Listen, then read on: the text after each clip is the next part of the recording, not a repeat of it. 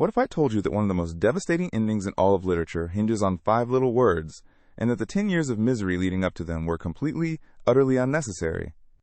Guy de Maupassant's short story, The Necklace, is barely a few pages long.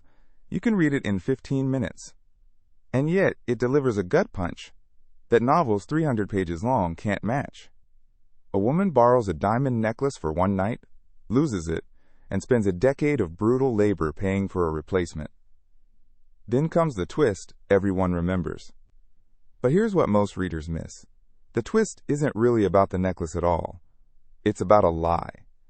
And the terrifying part is that the lie made perfect sense at the time. Stick around, because this story is a trap, and Maupassant built it just for you. Let's meet Mathilde Loisel. Maupassant introduces her as a woman born, as if by some clerical error of fate, into the wrong life. She's pretty, she's charming, and she's convinced she was made for chandeliers, silk drapes, and witty dinner parties. Instead, she's married to a modest clerk at the Ministry of Education, eating stew at a plain table. And here's the crucial detail. Her life isn't actually bad. Her husband is kind, they have a servant, they're comfortable. But Mathilde experiences her ordinary life as genuine torment. She weeps for days over luxuries she's never possessed. Maupassant is doing something sneaky here. Before anything happens in the plot, he shows us a woman who already believes the surface of life is the substance of it. Her suffering is real, but it's manufactured entirely by comparison, by imagining the life she thinks she deserves. Then the golden ticket arrives. Her husband comes home thrilled, holding an invitation to a ball at the ministry, the kind of glamorous evening Matilda has fantasized about forever. And what does she do? She cries. She can't go, she says, because she has nothing to wear. Her husband sacrifices the money he'd been saving for a hunting rifle so she can buy a gown. But a dress isn't enough.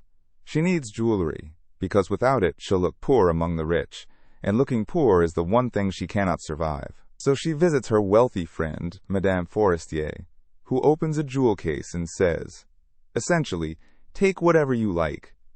Mathilde's hands tremble over a superb diamond necklace. Notice what Maupassant is showing us. She doesn't choose the modest piece. She chooses the one thing that seems to blaze the loudest.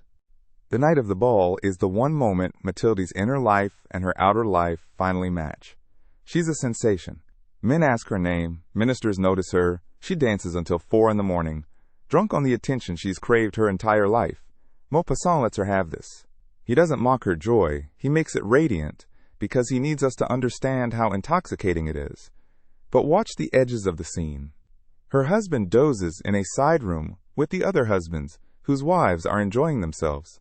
And when they leave, Mathilde flees quickly, ashamed of her plain everyday coat, terrified of being seen in it next to women wrapped in furs. Even at the peak of her triumph, she's managing appearances. The performance never stops.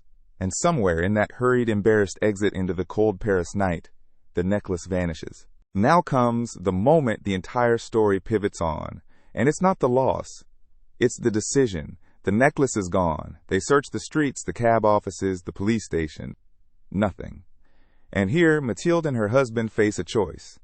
Go to Madame Forestier and confess, or hide the loss and secretly replace it. They choose the lie. They tell her the clasp is being repaired, and then they hunt through jewelers until they find a matching diamond necklace priced at 36,000 francs, a genuine fortune. The husband empties his inheritance and signs ruinous loans with everything he has left. Ask yourself why they don't just tell the truth. Because confessing would mean standing in front of a rich friend and admitting failure, carelessness, poverty. The lie exists to protect Mathilde's image, which is exactly what the borrowed necklace was for in the first place. What follows is one of the most compressed portraits of hardship in short fiction.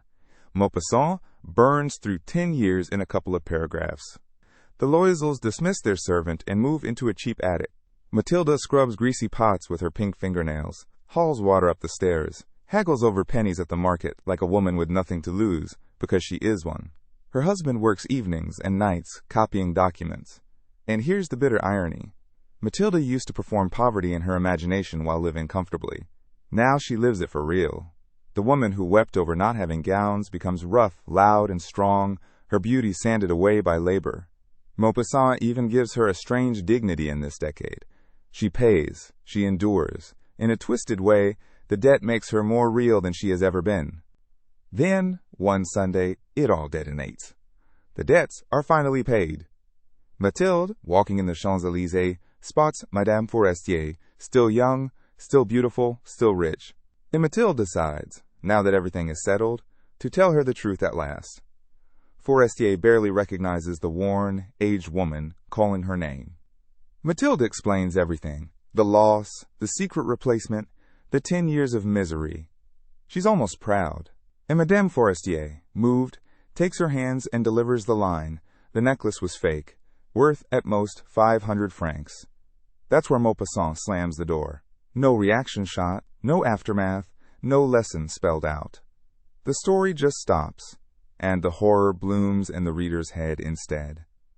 10 years of a shared life fed into a furnace, all to replace costume jewelry with real diamonds that Forestier probably never even looked at closely. So why did the necklace have to be fake? Not just for shock value. The paste necklace is the story's whole argument in miniature. Think about it. The necklace looked absolutely convincing. It fooled Mathilde, it fooled the ballroom, it presumably fooled everyone who complimented her that night. In this world, the imitation performs exactly as well as the real thing, because nobody in high society is actually checking. Appearance is the only currency in circulation. And that's the acid Maupassant is pouring on Mathilde's entire belief system. She was certain that luxury was substance, that glittering things carried real worth. The object she nearly destroyed her life to honor was hollow, which means the world she worshipped was hollow too. Even her rich friend, the emblem of everything Mathilde envied, decorates herself with fakes. The kingdom Mathilde wanted to enter was made of paste. But there's a second, quieter twist hiding under the famous one, and it's the part one think Maupassant cared about most. The catastrophe wasn't caused by losing the necklace. Losses happened, it was caused by the cover-up.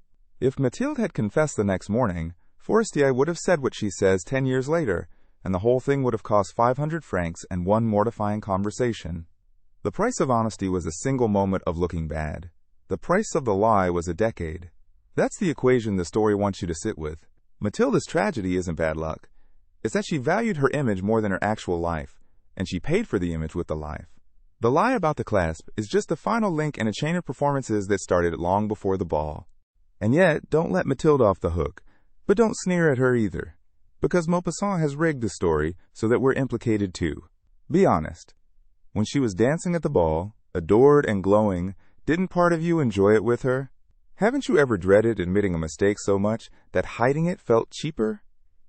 The necklace endures because that instinct hasn't aged a day. We still borrow shine we can't afford, still curate the ballroom version of our lives, still fear the 5-minute confession more than the 10-year consequence. Maupassant wrote this in 1884, but he was describing your feed and mind. Everyone's necklace looks real from across the room. So here's the line to carry out of this story. The truth would have cost her an evening of shame. The lie cost her everything, and it was protecting glass. Thank you for watching all the way to the end. If this gave you a new way to see the story, subscribe to Between the Chapters. A new literary deep dive lands every week, and I'd love to have you along for the next one.